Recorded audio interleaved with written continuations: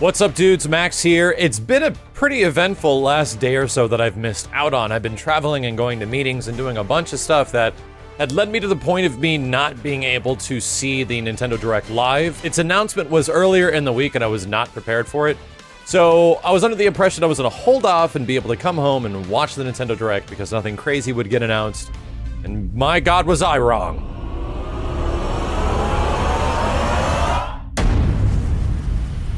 For you guys that don't know, Smash Bros. 5, Smash Bros. 4.5, a new Smash Bros. Game, was essentially announced for the Nintendo Switch at the end of the Direct through a teaser.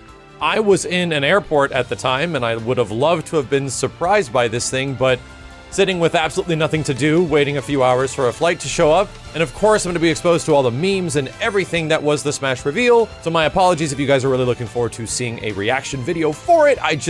I'd prefer to be genuine with you all, and if I've seen something before, I'm probably just not going to make a video about it. But this gives us a good opportunity today to talk about what exactly happened and what's happening going forward, my hopes for the game, my hopes for the series, and kind of where we're at right now with Smash Brothers, because there's a very uneven ground in terms of concrete information, and a lot of people are going by what's in the trailers, who's working on the game, everything like that. So let's just summarize everything. And to summarize everything before, my history with the Smash series is sort of unique.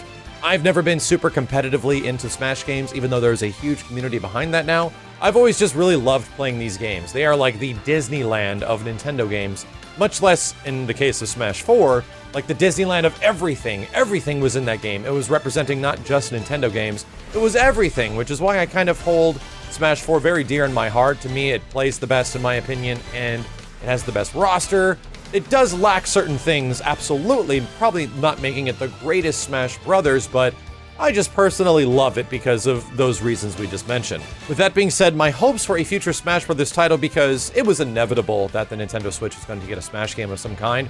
The Switch has already been a breeding ground of Wii U ports that have essentially not been able to have proper success on a previous system that didn't even sell as good as the Dreamcast, from what I understand.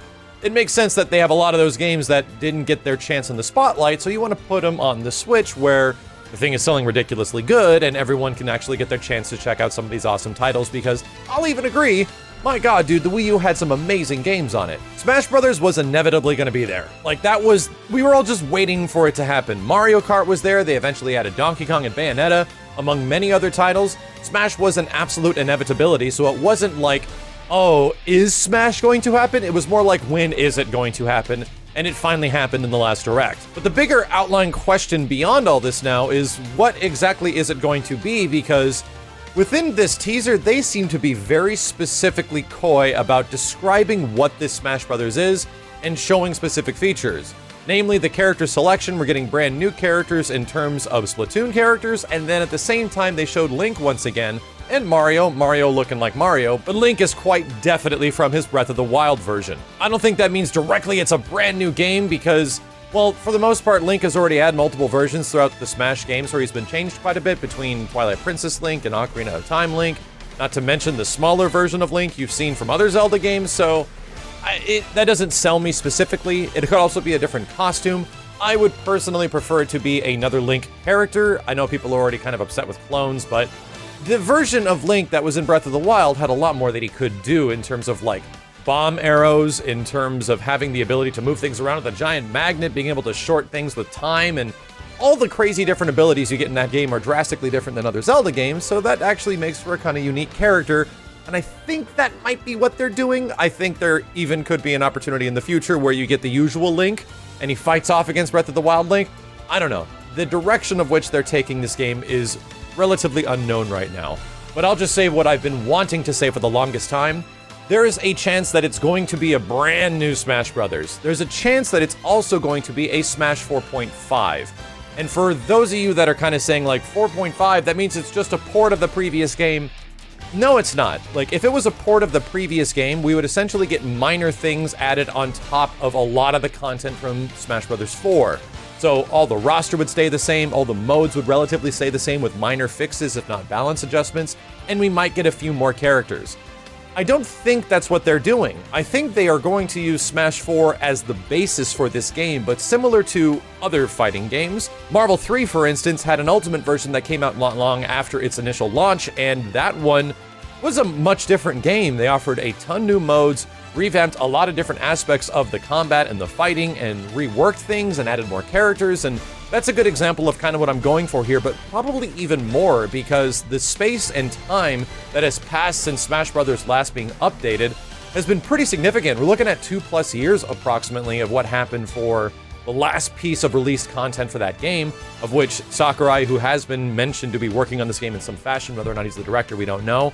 I do feel that that's kind of what we're looking at here. Smash 4.5 is an appropriate term, but to me personally, using Smash 4 as the basis for this game would be really smart because Smash 4 definitely nails one thing very well, and it's the roster. The characters that are playable in this game are ridiculous, not to mention the guest characters that made it in between Mega Man, Bayonetta, Cloud, Ryu, and so forth. Like, that stuff, in my opinion, almost makes Smash 4 as amazing as it is, and that's why we still continually play this game to this date. You might not see a ton of videos on this channel about it because I particularly don't feel I'm great at it and am not confident in my abilities, but we still play it as much as we possibly can. 8-player Smash is, I think, one of the most fun things you can possibly have with a game at home with that many people. It's amazing. I want all that stuff to be preserved. I want all the stuff that's currently in Smash 4 to be preserved in some fashion outside of minor balance changes and making the game feel a bit different and new, which is what a proper sequel should be. Just because it takes Smash 4 as the base doesn't make it a port. If we're still going to be getting like Mega Man and a lot of those characters, and if not all the characters from Smash 4, I think that's a winning situation. While they can do other things like add even more characters, like bump up maybe 25% of the roster even beyond that to make one of the biggest rosters in fighting games ever. That's a pretty impressive legacy if they were able to do that, while still adding huge story aspects that were missing from previous Smash Bros. Games, you know, like Subspace and all those things that were largely gone from Smash 4. That could have been what they're working on. Sakurai is largely known for having this take, you could just watch the video on YouTube, why are we making big story mode things anymore? But that was kind of a long time ago. I'm kind of under the impression that things do change, and that might have been one of the biggest requests from fans from the previous Smash Bros. Game is to add more story and single-player elements. While it doesn't do well, it's not like exactly what I want. That is definitely a thing that will get into the minds of people that didn't invest in the previous Smash.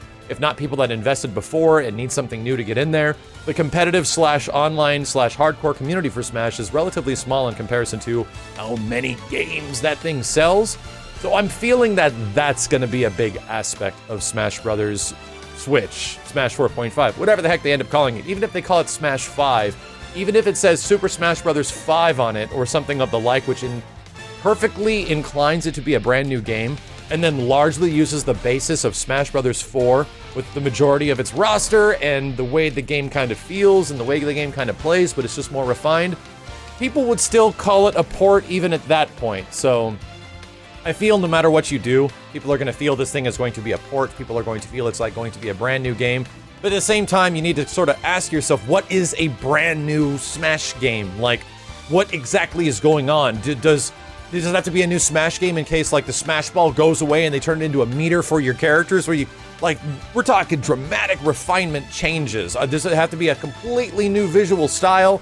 I think those are the big questions you have to start asking yourself, is what exactly does a new game mean to you?